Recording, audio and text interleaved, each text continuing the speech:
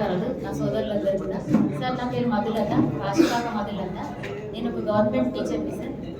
2002 డిఎస్సీలో ఎన్నికై ఇప్పటికీ 23 సంవత్సరాల సర్వీస్ పూర్తి చేసుకున్నాను సార్. నా భర్త కూడా government teacher sir. Madanam Ramulu ప్రస్తుతమైన ఆర్మూర్ స్కూల్లోనే పనిచేస్తుంది. నేను కూడా ఆర్మూర్ లోకల్ స్కూల్లోనే పనిచేస్తుంది సార్.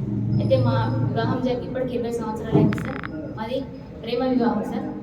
ఇద్దరు క్యాస్ట్లు వేరేటప్పటికీ పెద్దలు నొప్పించి పెళ్లి చేసుకోవడం జరిగింది.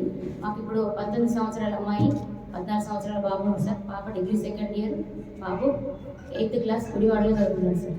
అయితే మా మధ్య ఇష్యూ ఏంటంటే 2012లో మా భర్త సికింద్రాపూర్ సికింద్రాపూర్ పాఠశాలకు వెళ్ళడం జరిగింది. ఈ క్రమంలోనే చాట్ల సంధ్య అనేటువంటి అమ్మాయితో క్లోజ్గా ఉంటూ మూవ్ అవ్వడం జరిగింది.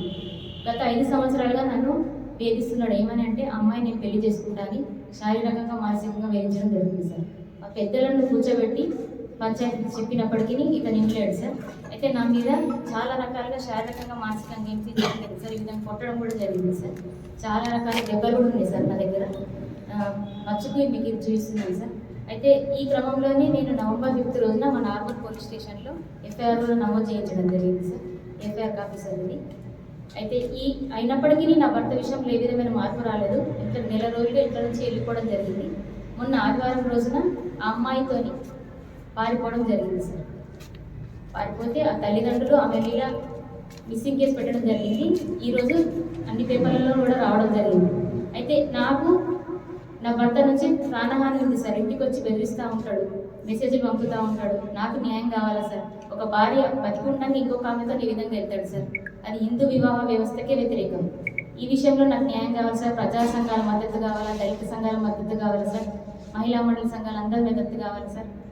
నేను కోరుకుంటున్నాను సార్. ఇంకా చెప్పాలంటే శారీరకంగా బాగా మానసికంగా బాగా టార్చర్ పెట్టేసరికంటే నాకు చెప్పుకోలేకపోతున్నా సార్. నేను ఒక ఉపాధ్యాయురాల నుండి ఒక గవర్నమెంట్ ఉపాధ్యాయురాలకే రక్షణ లేకపోతే సాధారణ మానవులకు ఏ విధమైన రక్షణ ఉంటుంది సార్. చాలా చాలా సఫరేషన్ సార్. మానసికంగా పెట్టేసరికి నేను టార్చర్కి నేను తట్టుకోలేకపోతున్నాను సార్. పిల్లలను నేను ఎప్పుడు ఎట్లా పెంచుకోవాలని ఆయన మా నాయన ఆయన వెళ్ళిపోయిండు. ఆయన మీద ఏ విధమైనటువంటి చర్య తీసుకోవడం లేదు. మా పెద్దవాళ్ళు, మా అత్త వాళ్ళు అందరూ నాకు కూడా సపోర్ట్ చేసి ఆయన తిట్టినప్పటికీ ఆయనలో ఏ విధమైనటువంటి మార్పు రాలేదు సార్. నా అత్తగారు నాకు చాలా సపోర్ట్ ఉంది సార్. నా బావలు, నా తోటి కోడళ్ళందరూ. కానీ ఇతను మాత్రం నన్ను వాళ్ళకి ఎందుకు చెప్తున్నాను అనేసి వాళ్ళని కూడా తిట్టడం, వాళ్ళని కూడా తిట్టడం, చేయడం, కొట్టడం అనేటువంటి జరుగుతుంది సార్. ముఖ్యంగా మా పిల్లల విషయంలో నాకు చాలా బాధగా ఉంది సార్. పిల్లలు ఎదిగినారు, వాళ్ళ ఫ్యూచర్ ఏంటిది? మా నాయన ఆయన వెళ్ళిపోయినాను సుఖం చూసుకొని. నా పరిస్థితి ఎట్లా సార్? నేను ఒక ఉపాధ్యాయురాలని, నాకే రక్షణ లేదు. మామూలు సమాజంలో ఉన్నటువంటి వాళ్ళకి ఏ విధమైనటువంటి రక్షణ ఉంటుంది సార్?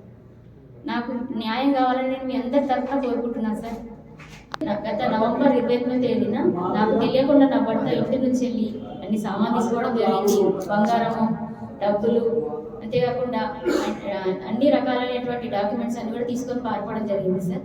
ఈ విషయంలో నేను నిలదీయగా నీకు ప్రాణహాని ఉంది కదా, నేను వెళ్ళిపోయినా అన్నాడు సార్.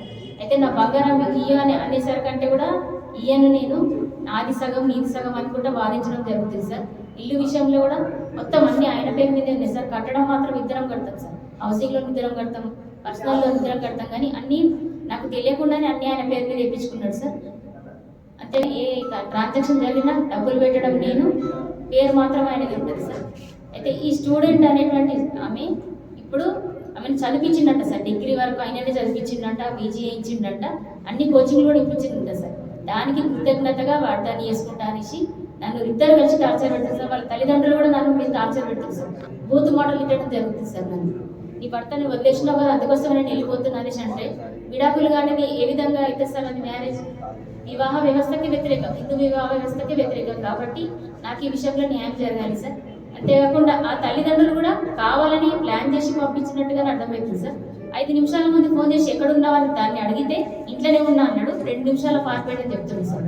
నా భర్త వాళ్ళ తల్లిదండ్రులు అందరూ కలిసి ఆమెను పంపించేసింది సార్. నా భర్త పాత్ర అయితే చాలా ఉంది సార్. నన్నైతే మానసికంగా, శారీరకంగా చాలా హింసిస్తున్నాడు సార్. నాకు మాత్రం న్యాయం జరగాలి సార్. ఈ విషయంలో మీ అందరి తరఫున ఒక సోదరి మిమ్మల్ని కోరుకుంటున్నారు అనేసి, మీ సొంత సోదరికి ఏ విధంగా అన్యాయం జరిగితే చేస్తారో నాకు కూడా అదే విధంగా సహాయం చేయడానికి మీకు వెళ్ళిందంట చెప్తున్నాను సార్.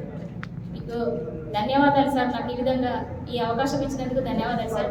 అదేవిధంగా నేను ప్రజా సంఘాల మద్దతు, మహిళా సంఘాల మద్దతు కూడా నేను కోరుకుంటున్నాను సార్. డిమాండ్ ఏంటంటే నా భర్త ఆమె వదిలేసి నా దగ్గరికి రావాలి. అంతేకాకుండా ఈ పిల్లల బాధ్యత అంతా కూడా తనే తీసుకోవాలి. పిల్లల చదువు అన్నిటి కూడా తనే తీసుకోవాలి. ఆస్తి పంపకాలన్నీ కూడా తన పేరు మీద కాకుండా ఇద్దరు జాయింట్ పేరు మీద కూడా ఉండాలి. ముఖ్యంగా ఆమెను వదిలేసి వస్తే ఇప్పటికైనా నా భర్తను నేను యాక్సెప్ట్ చేయడానికి రెడీగా ఉన్నాను. ఈ విషయం చాలా కౌన్సిలింగ్ చేసింది సార్. దాదాపుగా 1 గంట 2 గంటలు కౌన్సిలింగ్ చేసినప్పటికీ అతను వినలేదు సార్. మేము సంజాస్తాం మా పిల్లగారు చెప్పినా కూడా లేదు అనేసి నా మీద అనేక రకాలైనటువంటి అబాండాలు, సంసారానికి పనికిరాదనేసి ఏదో రకమైనటువంటి అబాండాలు వేయడం జరిగింది సార్. అయితే చెప్పకపోయేసరికి అంటే వాళ్ళు కూడా ఇతను వినడం లేదనేసి ఎఫ్ఐఆర్ కాపీ నమోదు చేసి నాకు ఇవ్వడం జరిగింది సార్. నవంబర్ 5 రోజున ఇవ్వడం జరిగింది సార్. హిస్టరీ ఫోటేజ్లు కూడా ఉంది సార్. అది కాకుండా మీ హస్బెండ్ తీసిన సార్.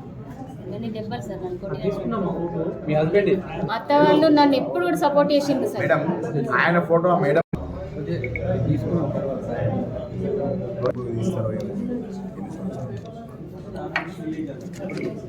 ఆర్మూర్లో ఉంటున్నట్టు తెలిసింది సార్. ఇటో సార్ చూపించాం. నన్ను బెదిరిస్తున్నారు సార్. సీసీటీవీ ఫోటోస్ నేను బంధించాను సార్. నాకు ఆయనతో ప్రాణహాని కూడా ఉంది సార్.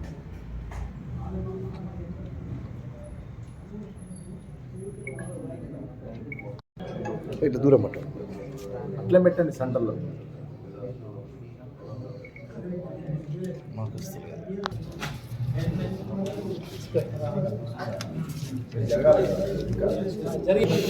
పంపిస్తాను. ఏది మేడం సెంటర్లో ఇప్పుడు ఫోటో పేపర్